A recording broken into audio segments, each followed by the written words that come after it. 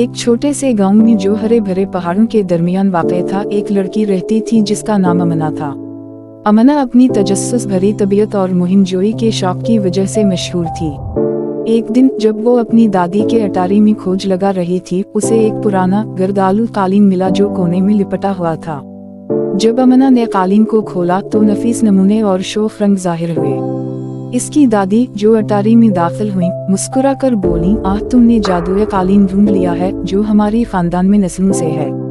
तजस्सुस से भरपूर अमना ने पूछा, उसमें क्या खास बात है? इसकी दादी ने बताया, यह कालीन तुम्हें कहीं भी ले जाने की ताकत रखता है। बस तुम्हें इस पर बैठना है और अपनी ख्वाहिश बुलंद आवाज में बोलनी है। मुहिमजोई के शौक में अमना ने फौरन कालीन पर बैठकर कहा, मुझे सबसे बुलंद पहाड़ की चोटी पर ले चलो। एक लम्हे में कालीन जमीन से उठा और अटारी की खिड़की से बाहर उड़ने लगा। अमना ने जोर से पकड़ लिया जब वो ऊंचा और ऊंचा उड़ने लगे, यहाँ तक कि वो एक शानदार पहाड़ की चोटी पर पहुंच गए।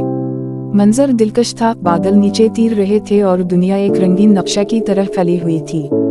इस दिन से अमना और जादुई कालीन ने बेशुमार मुहिम्मत की। वो मसरूफ शहरों, पुरसुकून जंगलों और पुरस्कार सहराओं में गए। हर सफर के साथ अमना ने मुख्तलिफ सकाफतों के बारे में सीखा, नए दोस्त बनाए और दुनिया की खूबसूरती और तनव्वुर को दरियाफ्त किया।